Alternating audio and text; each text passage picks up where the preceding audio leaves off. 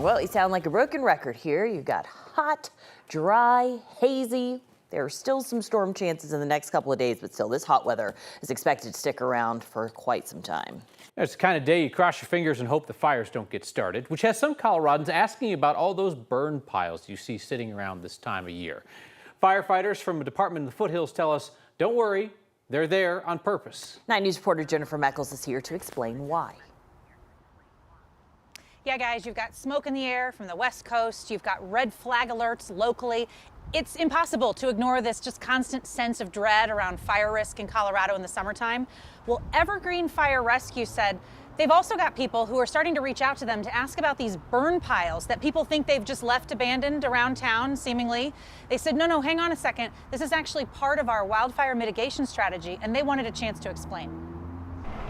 We are along Highway 103 west of Bergen Park and a chunk of open space owned by the city and county of Denver. Above Evergreen, this section of forest is mitigated. Thinner trees with burn piles dotting the ground. But we want those to stay.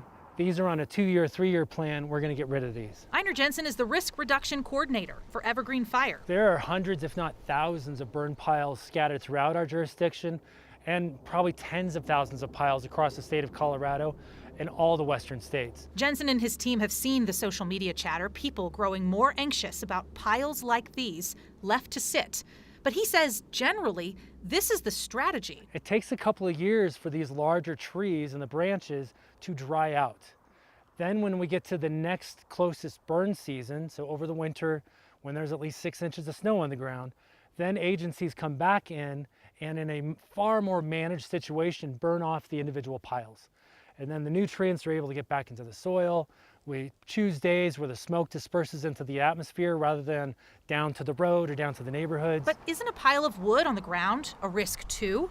Jensen says better on the ground than in the treetops. When the fire in the dense forest gets to this mitigated area, the fire drops down into the surface fuels and the intensity drops, and now firefighters can deal with it to protect those other piles of fuel in our community, the homes, the businesses, the schools, and the infrastructure. This process does take a long time.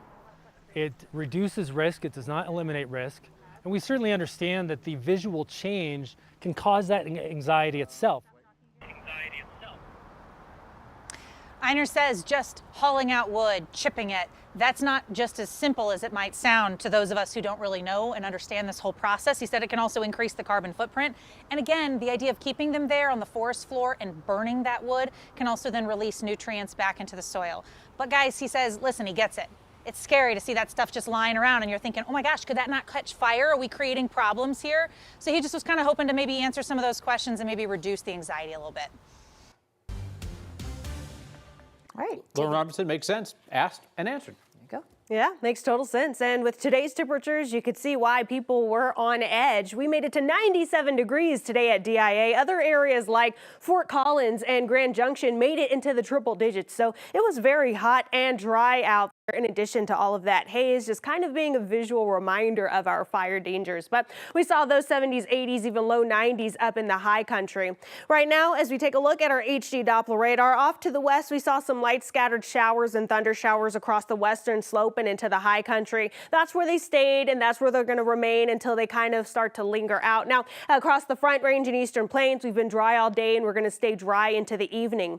As you're making those plans for your Friday, we're going to start the day with a little bit of sunshine. Cloud cover moves in, and then we're going to look for some very isolated storm chances through the afternoon. Those temperatures will be in the low 90s. So I'll have details on what we can expect tomorrow with storm chances ahead and extreme heat in my 7-day forecast. You'll certainly want to stay tuned. A man accused of trying to kidnap a child from an elementary school in Aurora will be committed to a mental health facility. A judge found Solomon Galligan incompetent to stand trial. Investigators say he was caught on surveillance video lunging towards a student during recess at Forest Hills Elementary in April. The child ran away. Galligan is a registered sex offender. There are not many town leaders in tiny Lakeside, but tonight the police chief and one-time mayor and the town clerk are under indictment. They aren't just co-workers, they're father and daughter. So Lakeside, if you don't know, is wedged into the west side between Denver and Wheat Ridge, right around the amusement park of the same name. And there, Robert Gordonier and Brenda Ray Hamilton are under indictment. Prosecutors allege that Hamilton, with her father's blessing, bought 3 police vehicles at bargain prices, like $500 for a Dodge Charger. She's accused of then selling them for more money and pocketing the profit. Each faces multiple charges. Oh, in Hamilton, police chief's daughter, she's accused of driving a police vehicle and trying to pull somebody over. We didn't hear back from anybody in Lakeside, rather. Gordonier is facing 7 charges, including theft and embezzlement. Hamilton's looking at the same, plus impersonation of a peace officer. One of 6 House Democrats to vote with Republicans today in strongly condemning Vice President Kamala Harris for border issues happens to be Colorado's most vulnerable Democrat. When it comes to immigration, Yadira Caraveo has been all over the map. Caraveo used to vote with progressives on immigration issues when she was in the state house in a safely Democratic seat. In fact, in 2021, Caraveo signed a letter to the Biden administration calling for ICE and Border Patrol to be defunded. A year later, she abandoned that position when she ran for Congress in the 8th Congressional District representing Adams and Weld counties. Last year, while in Congress, Caraveo was the only Democrat in the House delegation from Colorado who did not sponsor a bill providing a pathway to citizenship for people here without authorization. And today, Caraveo joined Republicans in their attack on Harris. It's a symbolic measure the GOP put up to squeeze vulnerable Democrats and to create negative news about the Democrats' presidential nominee.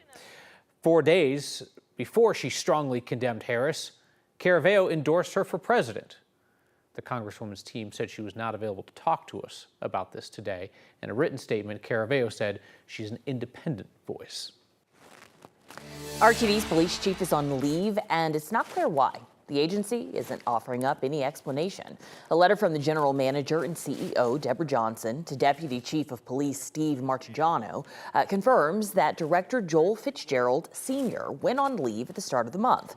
We asked RTD why today. Well, the agency refused to answer any of our questions about it. Of course, we'll keep pushing for answers. Every RTD bus now has cameras that dispatchers can watch live. Hope is to make buses safer by putting more eyes on issues. 9 News reporter Rachel went inside the dispatch room to see for herself how this new system works. Right, so they had cameras on the buses before, but now that they can tap into the bus's live feed, RTD dispatchers and police say they can address these issues quicker.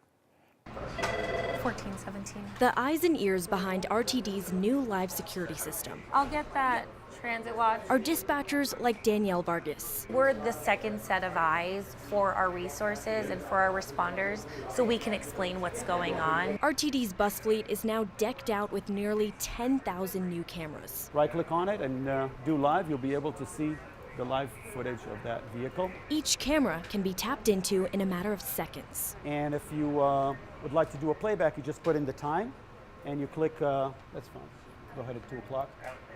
And you will see a playback of 2 o'clock as it's on the road. The Security System Program Manager, Israel Laufer, explains that drivers can also activate these cameras. If it was a duress button that was pressed on the vehicle, that will immediately show a live feed. It could be a flat tire or any other operational issue on the bus. Not all are security related. And if it is security related, dispatchers can use the bus location tracking system to alert police. By this, this mechanism, we are able to see that bus. We know it's moving, and we can relay to our officers, hey, they're no longer at that location. They're now a few blocks east. So it's also helped us a lot on our response time. We can let them know the bus is moving, or hey, this party is deboarding, they're heading down this direction. Danielle says it streamlines the communication process, and with 10,000 new eyes to keep track of, she says they need it. A lot of part of dispatching is we want to paint the picture for our responders, because the overall safety of everybody is what's most important to us. Through the RTD app or text feature, riders can also report issues that triggers an activation of a camera for dispatchers as well. RTD is also in the process of equipping all the light rail with the live cameras. That should be done by 2027. Ria Cha, 9 News.